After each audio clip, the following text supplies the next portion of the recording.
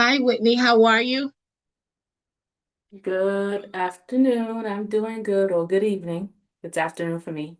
Yeah. Do you want to check to make sure you can share quickly? I'm sorry? Do you want to check to make sure you can share quickly? Oh, yeah, I can do it now. It says host disabled attendee sharing, Hold screen on. sharing. Um, Share settings. Okay. Zoom keeps changing their settings, the way things look. It's annoying, but you should be able to now.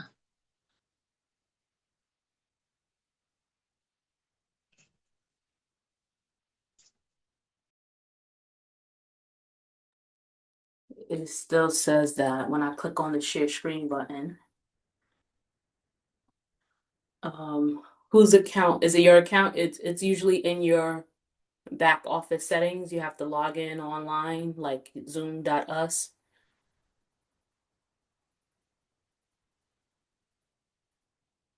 Unless I can send it to you. You're Sorry. I'm going to make you a co-host. Let's see if that works. 1 second.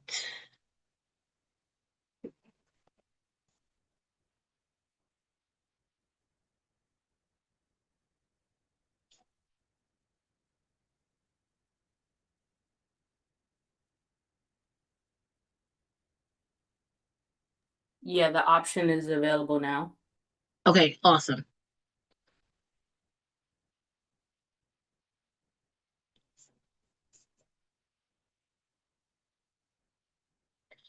Hello, everyone. Thank you for joining us. We'll start in a few minutes while we allow others to join. Hope all is well. Thank you for joining us.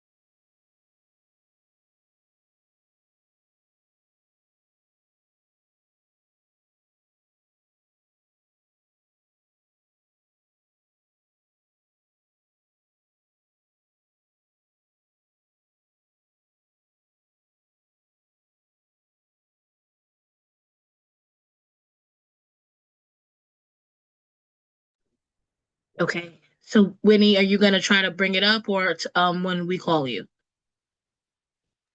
I know you said you were able to. Oh, okay. I had saw that you had something on, so I didn't know if I Oh, should. I had taken it down for you. Okay. I'll put it I'll put open up the main page now then. Okay. Thank you. Participants can now see your screen.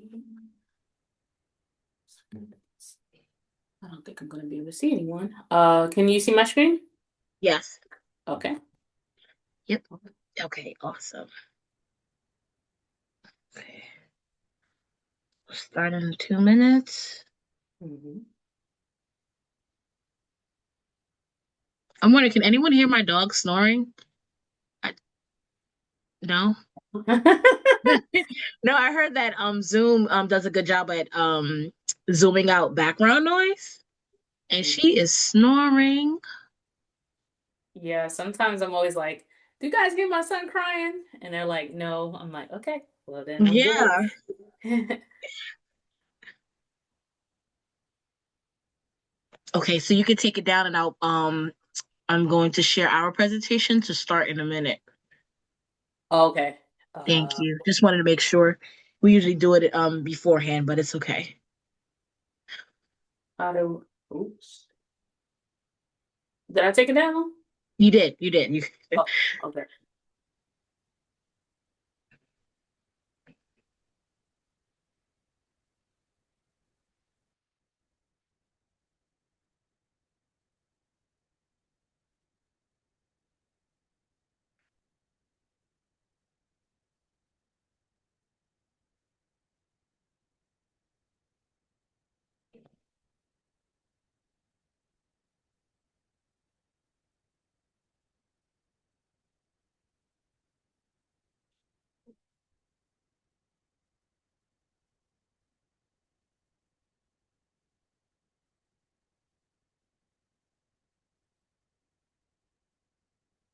Did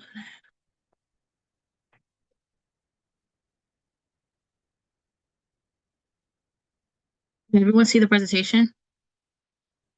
Mm, Yes. awesome.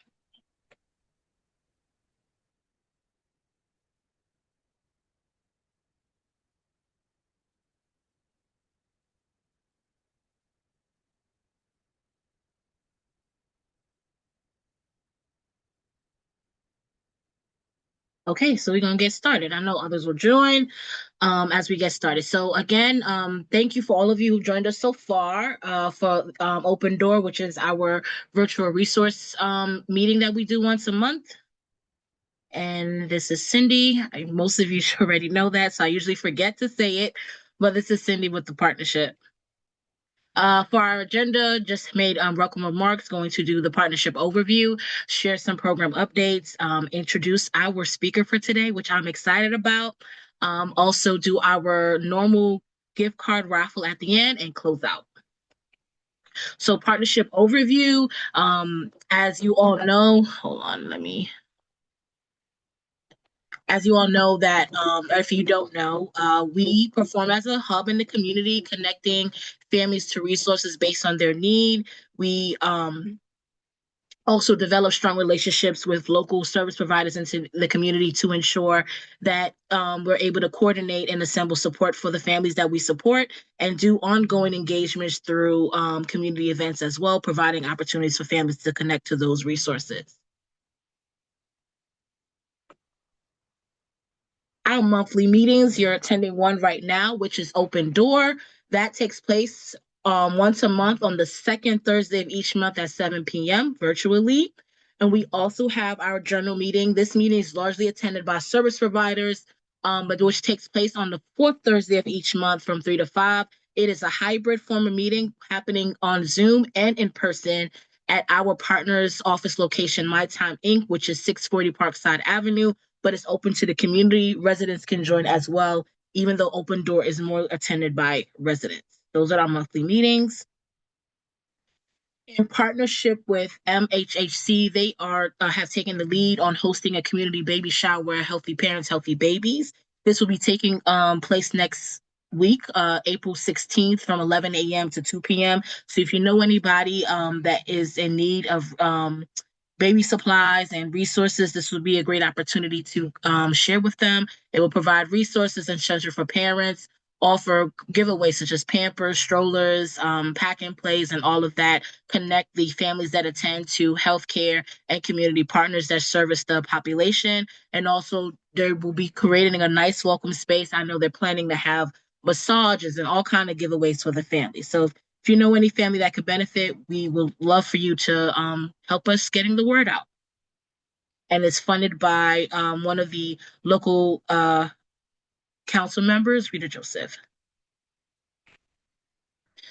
Also, Connect Ed. This is a quarterly meeting we have just launched. It will be taking place on May 13th at the Flatbush Library located at 22 Linden Boulevard. This meeting is about connecting school personnel and service providers, but again, it's open to the community. We'll definitely have some strong service providers in the room. It was promoting collaboration and resource sharing, also providing supports for students, families, and community needs and general service providers. When it comes to general service providers, just building that alignment across local services. So we encourage you to share this and join us if you can. It's during the day from 11 a.m. to 1 p.m. We'll have refreshments and all. Let me, a couple of people, hold on. There are some people I need to get in the room.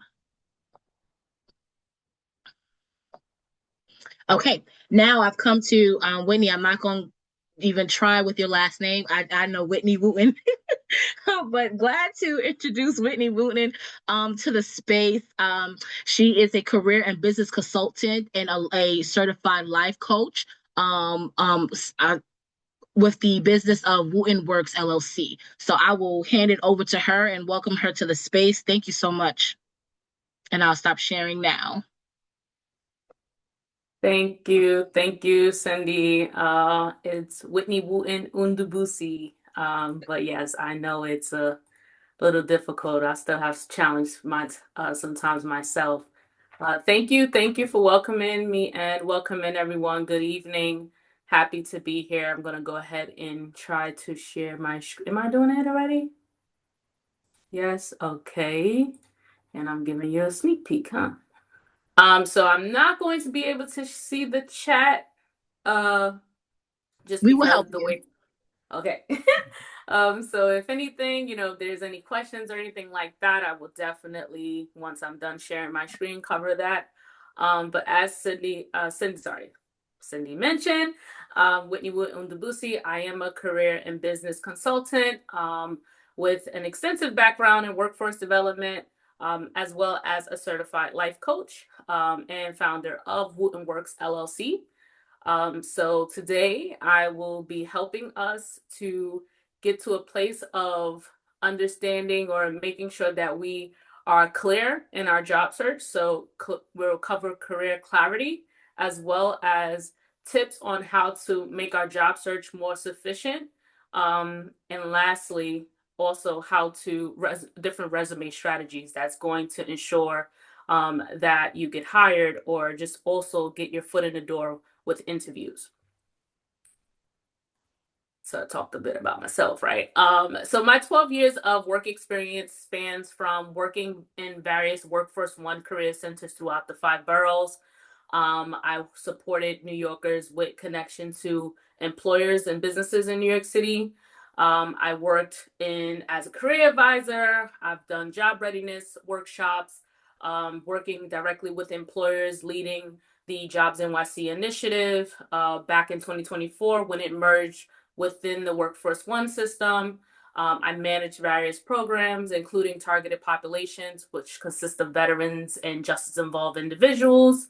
So really when it comes to just working with different diverse pools of individuals or job seekers, I've worked with everyone, right? So, whether they're anyone from entry level all the way up to, folks with college degrees who are already, seasoned in their fields, but might have been looking for career transitions. So well versed in working with job seekers and supporting candidates to achieve their career goals. So that is a little bit about me. Jumping into the agenda. So again, as I touched on briefly, this session overall is really going to help you to gain career clarity. I'm a very strategic person, so I think that applying strategy to really everything you do really makes the effort very sufficient and also yields results. So, definitely by the end of the session, we should have some clarity on how to effectively walk into a job search, how some strategies on how we can improve our job search currently, some methods that we can try to strengthen our resume in order to attract the attention of employers, and really just have like clear next action steps to take for employment. So we'll dive into career clarity, smarter job search, resume, and ATS tips, as well as those action steps. So, in talking about career clarity and what that looks like, I always tell job seekers, it's really about identifying a clear goal, right? One thing we used to say, like when I worked my time in the workforce centers, was, what's your short term and long term employment goals or career goals, right?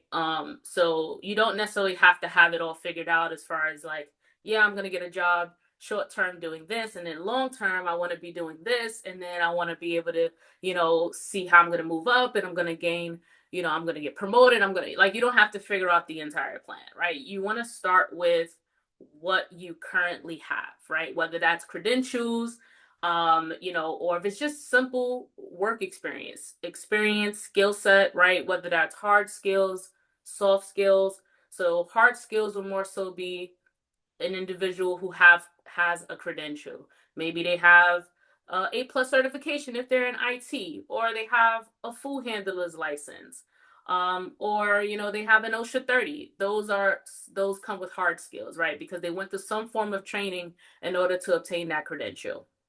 right? So that falls under your skill set. Soft skills is more of the everyday communication, right? Are you detail oriented? Are you organized?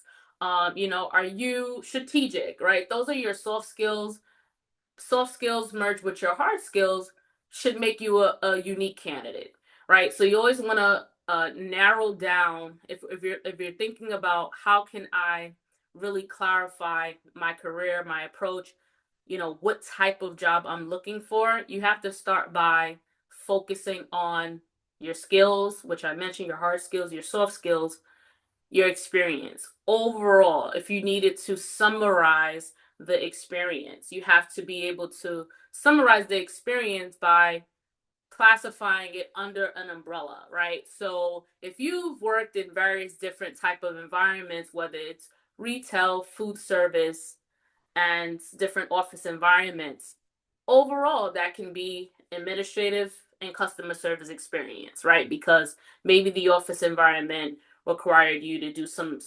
clerical, some administrative work, but between the retail and the food service, that was more customer focused. So you would always have to really group that together and be able to speak to the number of years, of experience that you have. And that is also like another checkbox to say, okay, I have, these credentials, I'm really good as far as my soft skills, like my strengths. Those are your strengths, right? I'm able to, I'm detail oriented, I am organized, I'm very strategic in my approach. All of that is going to help you build out a goal, right? Your interests. Maybe you want to throw in your personal interests, right? Maybe sometimes when I'm speaking with job seekers, uh, what may come up is I've heard the term, I want an office job, right? And I'm always responding back, okay, and what type of environment or what sector? So when I say sector, I mean industry. What type of industry do you want to work in? And sometimes when you're identifying that industry, it does not have to be based off of where you've worked in the past. So it's not about, I've never worked in, I don't know, I've never worked in the hospital environment. You may have worked with patients before, but it was in a different capacity. Maybe you worked as a home health aide, right? So, and then the reason why I'm referencing that is because one of your interests could be, we hear this a lot probably, right? I like helping people. Well, people go to the hospital to be helped. So, if you have an interest in you saying, I'm really passionate about helping people, I like to volunteer, right? Now that's also a part of the process of merging your personal likes, your personal hobbies into this plan, right? Because this is a plan on gaining that career clarity.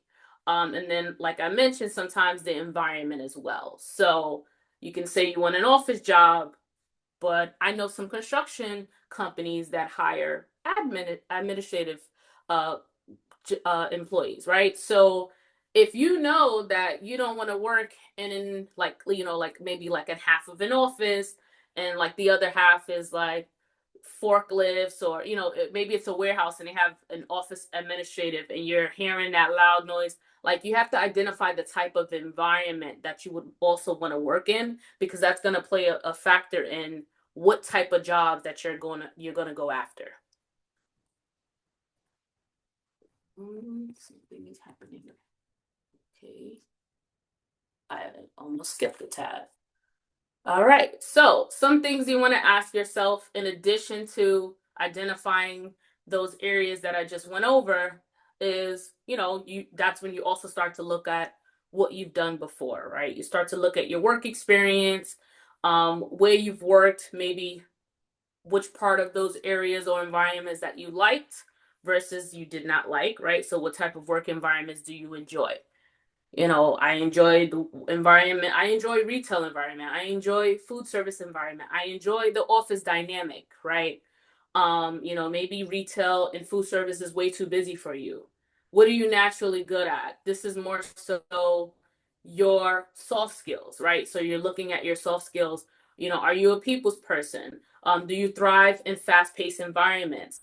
Are those just some natural abilities that you have? All of this factors into what type of jobs that I'm going to start out looking for. A lot of folks work in a field, work in an industry for 10, 20 years.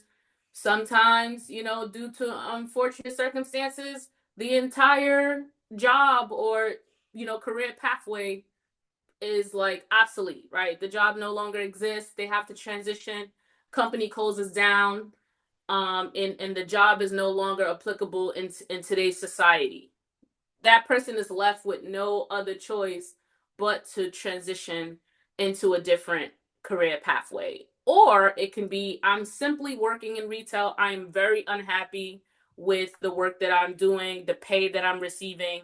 I want to transition out. I don't know where to start. Starting here and gaining clarity on what's going to be next is very important before you dive into a job search. It's going to be very important. It's also, again, developing a strategic plan on how you're going to job search, which in turn is going to yield more faster and quality results if you do formalize a plan. So if that is the case and you have to transition from one career pathway to the next due to unforeseen circumstances, I've even had job seekers who may have had a brush with the criminal justice system. Now, the previous job that they've worked in, due to the background, due to the challenge, they're no longer able to go back into that industry. They are left with no other choice but to navigate away from that industry into something else that does not conflict with, where their background doesn't conflict with the nature of the job, right? So the first thing I'm going to ask them, we need to be able to look at your resume, and I need to be able to assess your transferable skills, right? If you worked in food service, you worked in various positions, you worked in the front of the house, you were a hostess, you were a server, you also worked in the back of the house sometimes where, you were a grill cook, you filled in, you were a busser, right? And you have all of these transferable skills, but for some reason you can't work in food service anymore. Maybe you just don't want to. A lot of transferable skills from hospitality, which is food and hospitality, can transition over to the hotel industry where, that's where you might see some more money, right? So we're going to say that's transferable skills. The fact that you were able to work with people who were dining in, whether it's dine in or it's dine out, right? You're assisting individuals, you're providing customer service, right? You're providing courteous, friendly, customer service. That's hospitality. That's going to be transferable into being a greeter at a hotel, being a front desk receptionist at a hotel. Also, another thing is transferable, the fast-paced environment of it all, right? Hotels can get pretty busy, right? It depends. If you're working one of those, hotels that are around the airport or that are in a high attraction area, depending on what state you're in, a high pace environment, fast paced environment. So employers are going to be, they're going to be looking for people who can work that. Yes, you're going to have some slow times or slower shifts within the hotel environment, but the overall is that they're going to want someone who, if in the event that it was like a lot of guests coming in, which hotels do a lot of different things. They host events, they host weddings. So you can count on some days being very, very high traffic. But these are transferable skills, right? And it doesn't just focus on the title that you've held in the previous job. It more so focuses on, it zones in on the day to day. What did that look like? Who were you working with? What type of environment it was in? That is how you start to identify what your transferable skills are. And then just doing some research on trying to identify what will be ideal career or job titles that aligns with some of these transferable skills that you may have, right? Example, someone with retail experience, they have great customer service, they're good at communication, which is a soft skill, and they're great at problem solving. These strengths can definitely translate into an admin assistant, customer support, front desk, which I kind of gave some of those examples. So what we want to do is once we've, finalized that list, we want to approach a job search, right? We're identifying some positions, that we find that we want to go for, right? So the next thing you're going to do is you're going to start to conduct that job search. But in that approach to pursue your job search, you don't want to fall into old habits, right? Where you are looking through and you're just applying as you see. Some folks will apply based off of the pay only, like that's like the motivator, right? Not really reading thoroughly through, having a great understanding of what the day to day looks like. Where you're going to find that in a job description is usually in the first couple of sentences. It will tell you, the ideal cashier would be responsible for greeting, engaging customers. Like they're going to kind of give you a sense of what that day to day looks like. So the goal here is to conduct a smart job search, right? Where it's more focused and it's more effective, right? You're not going to just go and apply for every single job that you feel that you qualify for based off of all the titles that you've held in the past. Like that is not the approach that you want to take. Applying to too many jobs without a clear target is definitely not effective. It's just not effective. So, you could even forget what job you applied for after a while. You start getting calls. I remember this for myself. I would get calls. I'm like, who is this again? Like, so it's like you definitely don't want to apply to too many jobs. You want to be able to scale that. You can definitely have build some type of momentum, some consistent flow. Maybe you want to apply to 8 to 10 jobs per week, but you are going to move towards applying to jobs that are similar, right? As it relates to the qualifications and the title, right? So we're going to talk a little bit about that. You want to be able to use the same resume for every role. The only way you're going to be able to do that is if you strategically only apply for positions that are similar, right? So you're going to be more strategic in how you're looking for work, trying to narrow it down and looking for positions with the same title. That, with that being said, you might need to have multiple resumes. Looking for a job is a job, right? So, that's something to consider as well. And then, you definitely need to not submit, applications and not have any plan for follow up. So there's multiple ways that you can do this. One strategy that I share with job seekers is a lot of the times, throughout New York City right now, there's a lot of hiring events that they call hiring halls. DCAS hosts them. SBS hosts job hiring halls. Those are basically events where those are the opportunities to get you in front of city agencies, right? So if you research that right now, you can look and identify job fairs that's probably going to take place anywhere between this month and next month that are going to be opportunities to get you in front of a city employer, right? This is just an example I'm giving. If you know that you're going to be attending those job fairs, then maybe you want to go on the nyc.gov/careers website and start to look up, different city agency openings.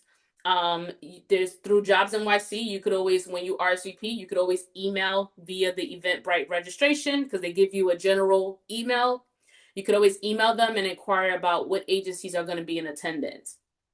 If you see a general job fair flyer, there's usually a number or an email address on that flyer. What you can do is you can reach out to the organization that is coordinating that to inquire same thing. What agencies, what companies are going to be in attendance? Not what positions, just identify the name of the companies or the name of the New York City agencies that are going to be in attendance. Why? Because now you're going to apply for as many jobs as you can for those agencies. So that way, when you see them in person, that is where you can share, the confirmation number that you got. You can share your name and your resume and let them know, oh, actually, I've already submitted several applications for your agency online. A lot of the times, these folks have their computers with them. They can look it up. They can make those notes on the back of your resume when you share a copy with them. That strategy, that is applying for a job with some form of follow up, because I know that if you submit an application, it's not like it's going to say, yes, Jessica will be in touch with you. It's not going to give you someone's name. So you have to develop a strategy on how could I, have my application sync up with a live person so I can have some type of follow up.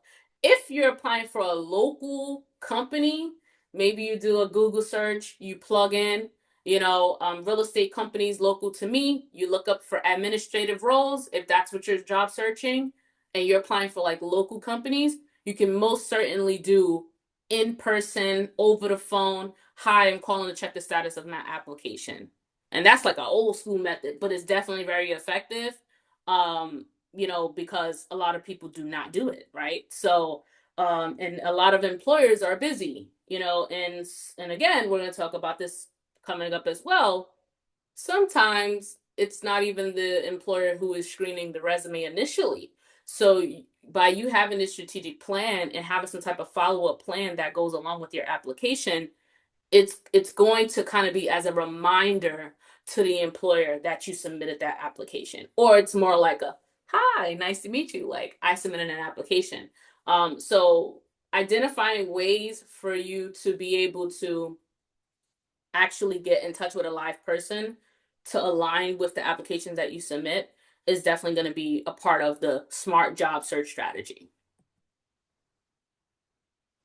And I think I just I talked a little bit about this. But so what you're gonna do is, I say we should start off with targeting 2 to 3 job titles that align with, maybe your background, if that's what you're still looking to move towards, you're still in alignment with what you're looking to do. If it's no longer about your background as far as where you've worked in the past and you're trying to move away from that, then obviously it's going to be more so leveraging those transferable skills, researching the new career pathway that you want to apply for. But then you are going to need to do some research on, aligning your transferable skills with the requirements of the sector or the industry that you want to pursue. And I also identify what qualifications does this new industry require for you to even work in it. And then that is how you can solidify that list of job titles. So you can come out with saying, I've done a lot of office administrative work, but now I want to move into operations, or now I want to move into marketing. How could I do that, right? So now you're going to have to start to leverage all of the things that you were doing as an office manager, office assistant, and compare that to the qualifications of the new sector. You also, very important, I think I touched on this a little bit, you're going to customize your resume to fit the role, right? So you can build a resume that is going after 3 different job titles, or it can be going after 3 different industries before a customer service based position. I gave an example of that earlier. Retail, food service, office environment, all customer centered. If you want to be fancy, client centered. Your resume can focus on customer service and client support, and that resume can target jobs in 3 different types of environments. So, but the resume should be relevant to what you're applying for. You cannot send all of your work, basically like your biography, all of your work experience, all of the jobs. Obviously, we keep a record of those, of every job that we've had, all of the skills that we've done, or the job duties that we've conducted at these jobs. That's more like a centralized resume that you keep, where you house all of that information. But that is not what you use to apply for jobs. It's too much. Sometimes it move into two pages or more. It's not effective. It's too much to read. And as a person who has managed multiple staff and hired, we're not reading all of that. So you have to scale your resume down. It has to be relevant. It doesn't matter. I know sometimes we're like, I have so many years of experience. Listen, at this point, just use it as confidence in your interview. I have 12 years, almost 13 years of workforce development experience. There is no way that I'm going to be able to fit it all in my resume. All of the things, just all of the things that I've done alone within my career, from entry level as an intern all the way up to a manager managing multiple departments. There is no way that I'm fitting that on the resume, right? But to be effective, I can give them some measurable,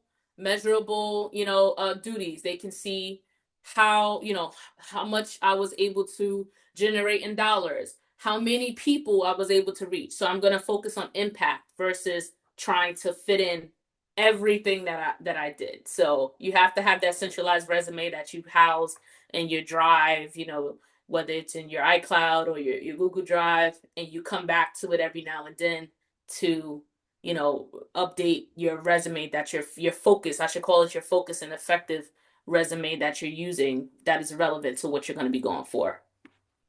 So, and then lastly, you want to focus on quality over quantity. So again, usually it's like I want to apply for a lot of jobs. No, no, no, no. You do want to apply for the jobs that make sense for your goals. Don't feel like, never position yourself to feel like I'm just gonna apply for any job. The employer is just as good, great to have you as you are to have grateful to have them and make the salary that you're aiming for. And so you have to start thinking that way as well as part of this plan. And so it would be great to really identify quality jobs, benefits, decent pay, nail down, I would say, kind of scale down who you're going after. And again, scale it down to those job titles to improve your interview chances. Touch a little bit on this, Whitney, but which sorry. Do you want to take questions at the end or are you taking during? I think I have just like couple, like I don't remember how many slides I have left, but it's not a lot. And I was Okay, gonna take them at the end. Yeah, no problem. I know we have a few minutes before. So like for targeting roles, you want, again, as you're going through, I talked a little bit about the research that you need to do in order just to identify what are those 2 to 3 positions. You can expand it. It can be 5, right? What are those position titles that I want to go after? In order for you to even kind of find that out, you do have to do a little bit of a pre-job search, just kind of reviewing job descriptions before you apply. Just look to identify the trends amongst those positions, especially if they're in the same industry. What are the skills that you're seeing that each of them keep asking for? That's going to be important because some of those keywords need to be incorporated into your resume at some point. Um, and so you just want to find those patterns, find those trends for that employers are sharing within their job description. Always, lastly, very important, be realistic about your level of experience. Like I know sometimes they'll have must have 2 years, must have 4 years of experience. Even if you've been working for 4 years consecutively, but it's been like 2 months here, 3 months there, and when I was reviewing resumes, we would actually do the math. Like, so, if we're looking and we want you to have at least 2 years of experience within customer service, but I see that you've only worked 6 months here, 3 months here, I will pause and start to add that up and say you still don't have at least 1 year, or you still don't have at least 1.5 years or 2 years of experience. And employers tend to do that as well because sometimes it's kind of like a qualifying factor. I wanted to plug in here that we can leverage AI, right? I don't know if we're familiar, but you have www.chatgpt.com, right? So if you just wanted to do a quick analysis without having to go through various job descriptions, you can have it where you gather your information. We talked a little about what this looks like. You're looking at your resume. You know what skills you've done overall, you know, and you know what skills you've used the most. You know what work environments that you desire, and you have the numbers of years of experience within food customer service. So now you're gonna go to chat. You have to make a free account, but you do get an opportunity to ask a question without having an account. It's just that information won't save. So I do recommend just signing up with your email, making a password. You have that free account, and let AI translate your experience into those target roles. So based off your prompt could be based off my experience below, suggest 5 job titles I should target, right? And you give it that information. I've worked as a retail associate for 3 years where I help customers. I handle transactions, resolve issues, maintain store operations. My skills include customer service, communication, problem solving, multitask. I've worked in fast paced environments, and I enjoy helping people. What roles align with my background? It will literally spit out a list, probably more than the 2 to 3 or the 5 positions that you have a goal to inquire about. ATS, I'm going to touch on this. So, application tracking system is really what is reviewing or scanning resumes nowadays. Most employers use it because it's just fast, efficient, and helps them get through resumes within a short period of time, which means that if your resume does not have keywords from that job posting, you're most likely going to get ranked very low, which means that it's never going to be reviewed by a human. Like sometimes it won't even make it through to the manager's uh, kiosk or queue of resumes that they're looking for. So I covered this a lot about making sure that you scan through, but it's going to be important that you scan through the job description that you're applying for and add in keywords to your resume from that job posting. So mention that, right? You want to take keywords directly from the job posting. Only when they honestly match your background. Like, don't just start plugging in stuff that does not make sense. Be very clear, specific, and relevant in your wording. So, just kind of scan through your resume, make sure there's no repetition. If you've done a skill in one job, there's no need to keep writing it for each job. No need, right? That also can deter it away from the ATS systems. Don't use templates.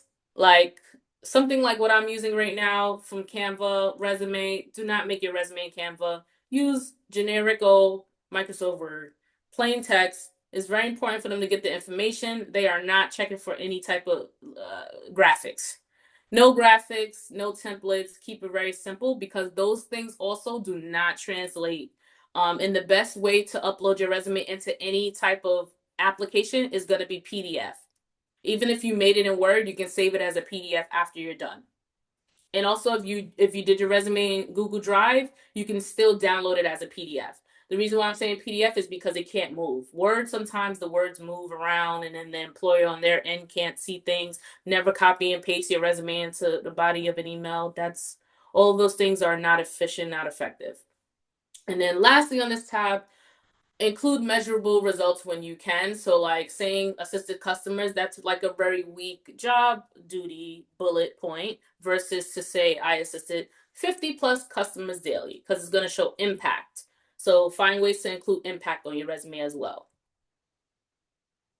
Strong resume equals interview opportunity. So again, the stronger the resume is, it should always be tailored to the role. This is how you ensure that your resume is strong. It's tailored to the role.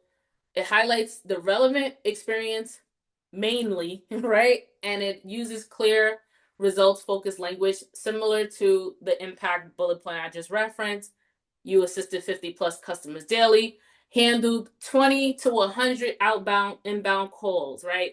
Always put numbers. Give it an estimate, give it a range if you don't remember what that really looked like. Some actions that we can take right away to really put these plans into action, like immediately following this workshop, right? Is choose what those target roles or positions are that you're going to be applying for. Update your resume to reflect experience, relevant skills to those roles. Apply strategically. Remember what I mentioned about calling ahead to inquire about who's going to attend a job fair that that you're going to go to. Try to get some insights.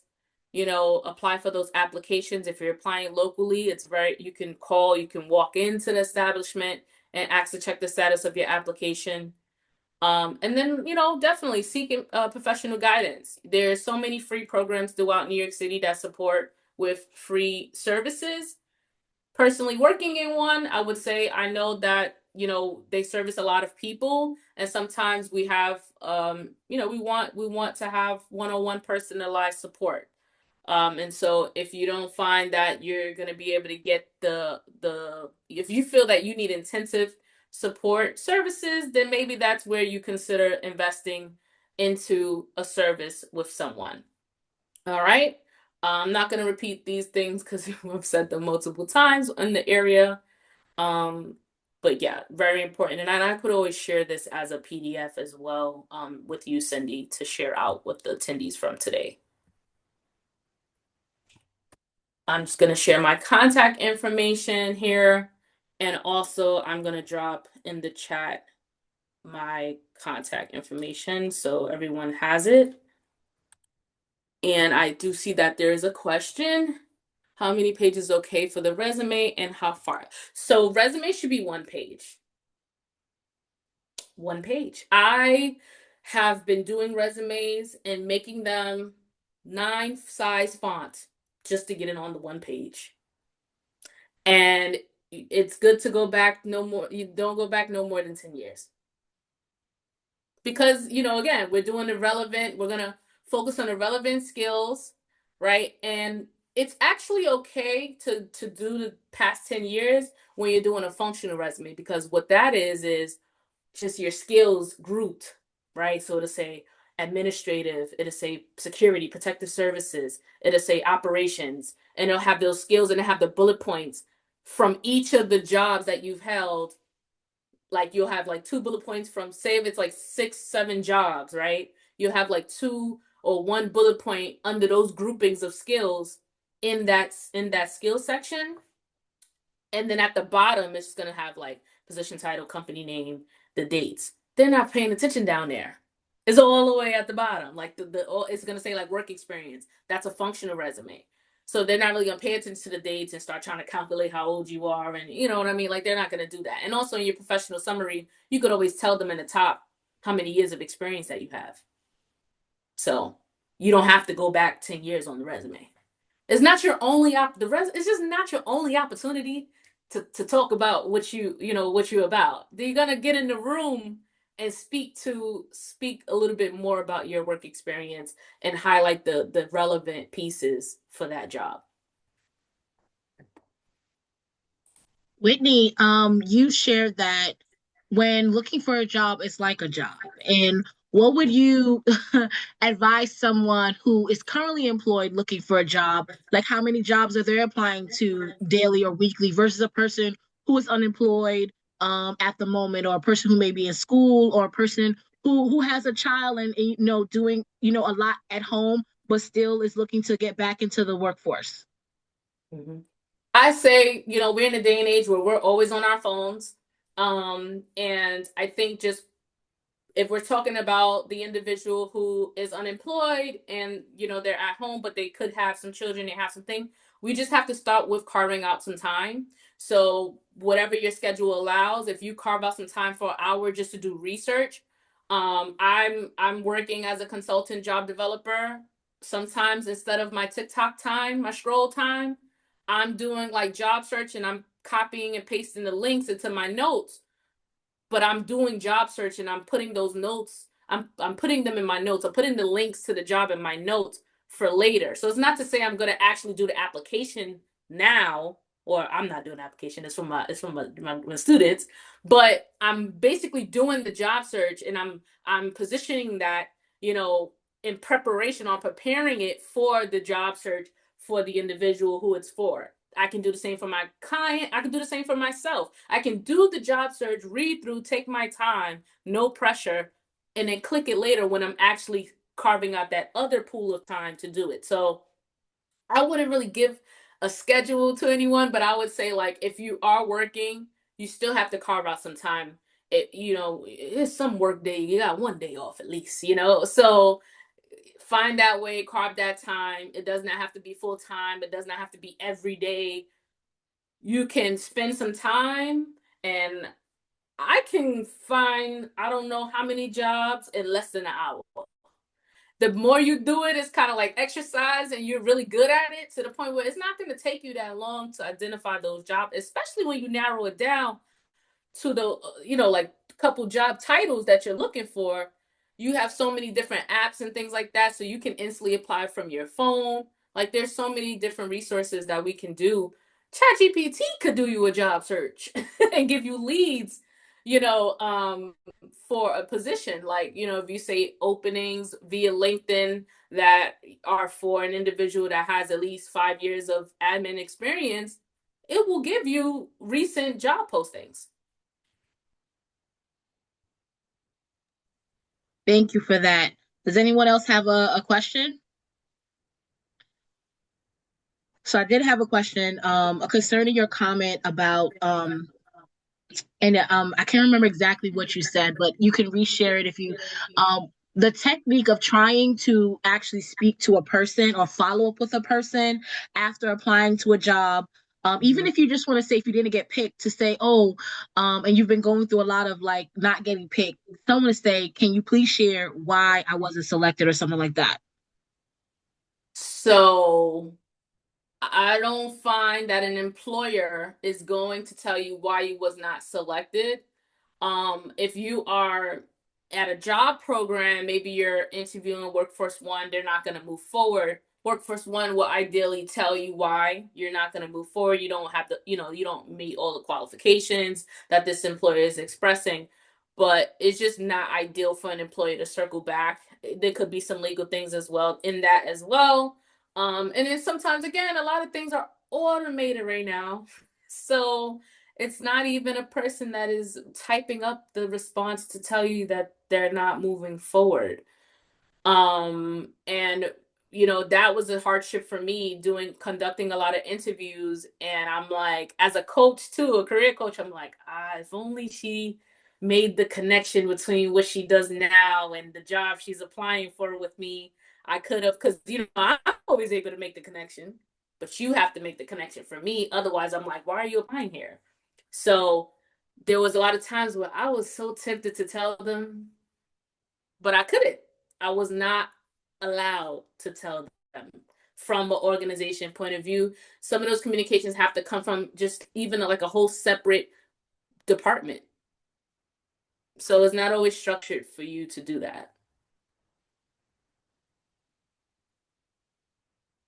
Okay. And earlier you shared that when you're looking for a job, you want to select like three titles that are similar to each other in the job that you're looking for. Five, yeah. Small Or so are number. you, and you said that you also definitely want to connect your resume to those job descriptions. So are you having multiple similar what's the word?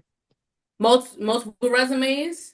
Yeah, to match those different titles so you're not keep doing it each time? Like groupings, yes. So say for example, if you know that there's 6 ideal job titles out there in the world that you could get at any time, maybe that's 2 resumes, 3 job titles or skill sets that align, but they have to make sense for each other. They have to complement each other. You can't just go throwing, construction in with food service. The people gonna be confused. The employer is gonna be confused. They're like, why are you applying here? Like the industries have to make sense. So and that will determine how many resumes you actually need. If it's like I said, if it's 6 jobs, but then it doesn't make sense to put 3 and 3, and you have to put 2, or maybe you just have to put one by itself, and then the other resume, those other industries make sense. They could all go on the next resume. You only have 2 now. You are supposed to send a thank you email after an interview. Is it okay? I'm not reading the question, I'm just answering it, right? Is it okay to send a thank you email after an interview? This is a practice a hiring manager informed me about. You definitely, most certainly, sometimes I used to forget.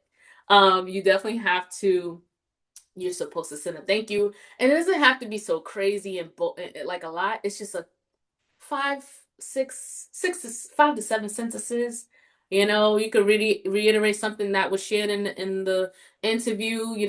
Thank you for taking time out your schedule, and sharing more about the organization. You could say something that they shared about the organization or that you learned about the organization in there. Or thank you for sharing insights as to where the organization is goals are right now, or their priorities right now. Kind of just repeat back something, let them know your listening skills is A1, and you just thank them, right? And that actually sometimes makes your application more stronger. And that should be sent within the same day, I'll say within the 24-hour time frame. And yes, I help with creating resumes and resume revisions for a fee, of course. But yeah. Thank you. Any more questions? Okay. Whitney, some people joined late, so do you mind just again going over the services you offer and your company? Okay. So hello to those of you who joined later. I'm Whitney Wood Undubusi. I am a certified life coach, career and business consultant, and a seasoned workforce development professional. I'm the founder of Wooten Works LLC. I do offer resume services, so that's anywhere from create a resume, resume upgrade. Um, I also support with like career coaching. So if you have upcoming interviews, I conduct mock interviews, allow for you to answer, kind of help you, work with you to curate those answers to be more sufficient and more effective for an employer. So interview preparation. For individuals who are starting a business, maybe they need help developing their logo. They have a need for marketing material. They don't have any social media. I do assist and support with marketing material, developing marketing material for small businesses. I also develop websites. So that's more so for the individual with a business, but for the individual who is a job seeker or looking for work or looking to develop their career, there are multiple individualized services to support with the career coaching and career development. I will share my I would say for my resume upgrade, my starting price is $50. So not beating anyone on the head with those prices. And I also saw a question that I don't think I quite, it says, can I refer to a question I bombed on with that letter? What letter? I'm not sure I understand that question. Maybe if you could rewrite the question. Come off mute and share, please, so somebody can benefit. I believe she was referring to the letter we send after the interview. Okay. Like I'm for sorry. example, Whatever. like Oh, you're asking, sorry about that. You're asking about the question regarding the bummed. Okay, so I'm sorry, I was just lost for a minute. Um, it's in reference to the thank you letter, right? So let's say during an interview, they ask you a question, you don't give an answer like you were satisfied with, something like that. In the thank you letter, can you elaborate a little bit on that? No, that You time don't has do it? passed. Yeah. Okay, I just want to check that information with you because someone told me I could. So I was like, that sounds interesting. But all right, cool. Thank you. No, it's more so about like I said, like just reassuring them that there was some type of important takeaway from what they shared about the position in the interview. So that's more like your opportunity to make up, but to try to send a thank you letter, but to like continue the interview is a little off-putting. I wouldn't recommend that. Okay, all right, appreciate it. Thank you. No problem. And yeah, Cindy, that's okay for what you put in. Thank you. Okay, so thank you for so much, Whitney, with all of that. Really great information. And now we're going to do the raffle prize. And as a addition to the raffle prize, those that win will also get a free consultation from Whitney, covered by the partnership. So, um, you have no excuse. If you want to transition, looking for a new job, whatever it is, you have no excuse from here. And again, her prices are pretty reasonable. I've seen some other prices out there, and it's definitely pretty reasonable. So just give me a second. I'm just making sure I got everybody's name, everyone's name in the wheel before I show it. And then we'll announce the winners for tonight's raffle.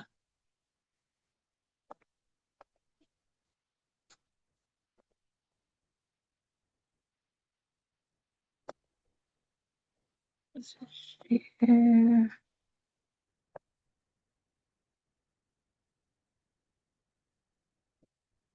you see the raffle?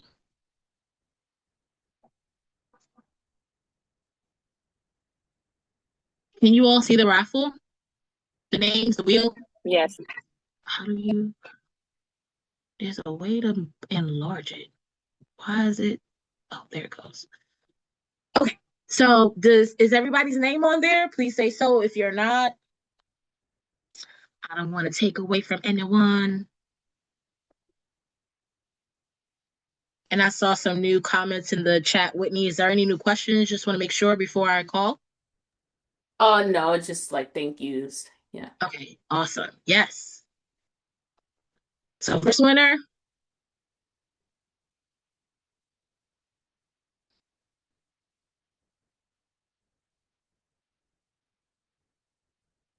Tamara Johnson. She's still with us? Yes, I'm here. Awesome. You are a winner. Congrats. Thank Okay. you.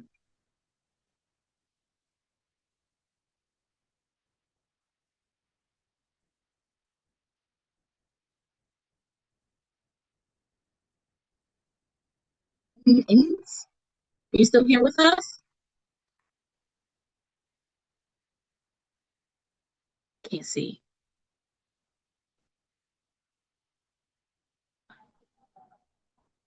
You still on? I don't see that participant on, no. Okay, so removing.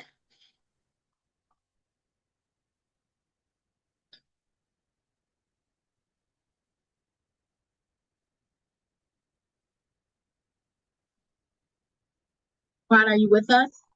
Shanika? Yeah. I'm here, Miss Reed. I'm here. Awesome. You are a winner. Good to see you Thank today. you, thank you, thank you.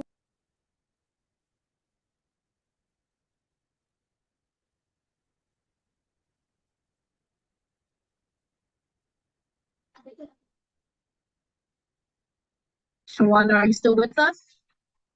Yes, I'm here.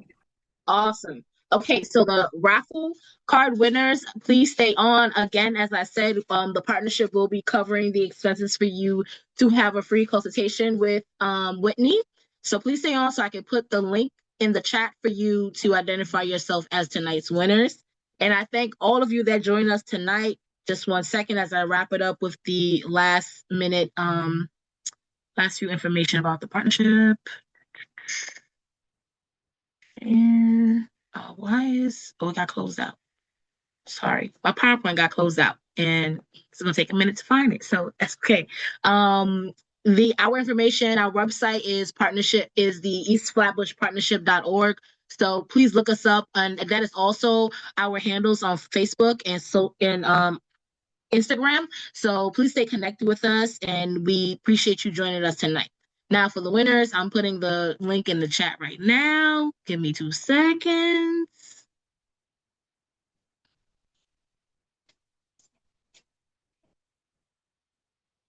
And I'm going to have Allie, who's joining us, to share some remarks from her program. Oh, his. Sorry. Cindy, thank you so much. Whitney, that was a wonderful presentation. I actually learned a lot. So I was intently listening the whole time. My name is Ali. I'm with the Department of Consumer and Worker Protection. I just wanted to quickly share with you guys something that we're enforcing and trying to make sure communities are aware of. We have been seeing an increasing number of notaries and tax professionals who are pretending to be immigration attorneys, taking advantage of our immigrant communities. Our agency recently started investigating those instances.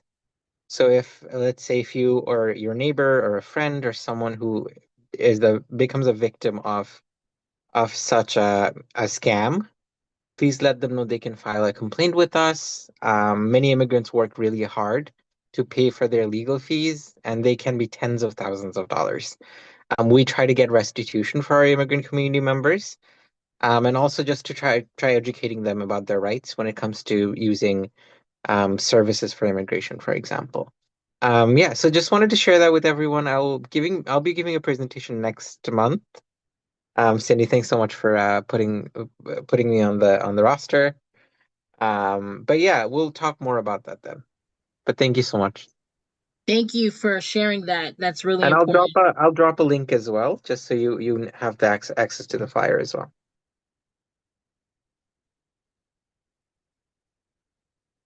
Awesome. Thank you so much. Now for the raffle card winners, I have placed in the chat the link for the gift card. So please complete that short form, Google form, so you can be identified as the raffle card winners. Whitney has also placed her contact information in the chat, so please take advantage. Again, her prices are reasonable, and I can attest to the strong background in the workforce because she has served the community for a very long time and has been a long time partner with the partnership. So she not coming out of nowhere with what she's coming with. She knows what she's talking about. Okay, so take advantage of all of that. And the gift card winners, I just want to check in to make sure that you have completed the link before I close out the meeting. Whitney, thank you so much. We appreciate you being here today and sharing your expertise. Cindy, I don't see the link in. You put it in the chat? Yeah. I did put it in the chat, so I can put it in again. I sent it to you privately, so it's not going to be in the group chat. So make sure you're looking for it privately. But I'm going to share it again. Okay, I see it. I see it. Sorry, I see it. Mm-hmm. No problem. Cindy, I had messaged you. I was inquiring if for the 3 winners, would you have like their full contact information and share with me so I can schedule their one-on-ones? You have an email and phone number. Yes. Perfect. Thank you. Mm-hmm.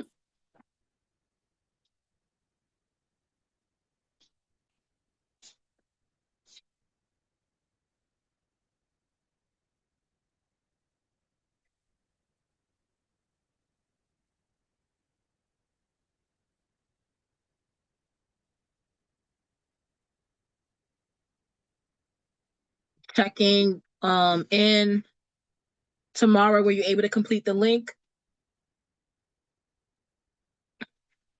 Oh, I did I it. am I'm done. finished. So I did it now. I'm finished. Okay, awesome. Oh, thank you.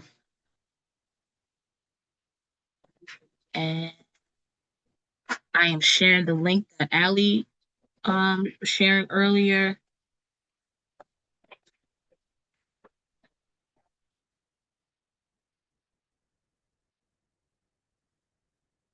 And if you want to hear the information again, it'll definitely be on our YouTube page, and we'll be sharing it in our newsletter as well.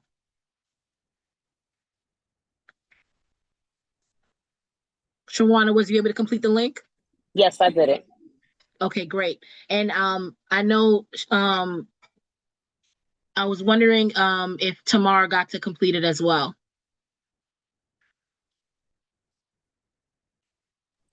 I'm checking in with her. She got kicked out. She said yes to the link. Okay, she got the link. Yes, and she said she got kicked out of the Zoom. Oh, okay. So hopefully she could complete it. And I got that information. Okay, Great. good. Right. Question: when everybody signed in, did you have to provide your email? Yes. No. The Zoom, the Yes. registration. Yeah, we had to register before we got in. Okay, great. We changed that just to make sure we don't lose anyone. So hopefully she completed it, and if not, we'll still be able to connect her via email with that. Okay, Whitney, just making sure. Perfect. Okay. Yes. I'm looking forward to connecting with them. Thank you so much Thank again. you. It was Thank great. you so much. Yes. Thank you everyone for joining us. Enjoy your weekend. Thank you, you too. Good night. Thank you. Same to you guys. Bye.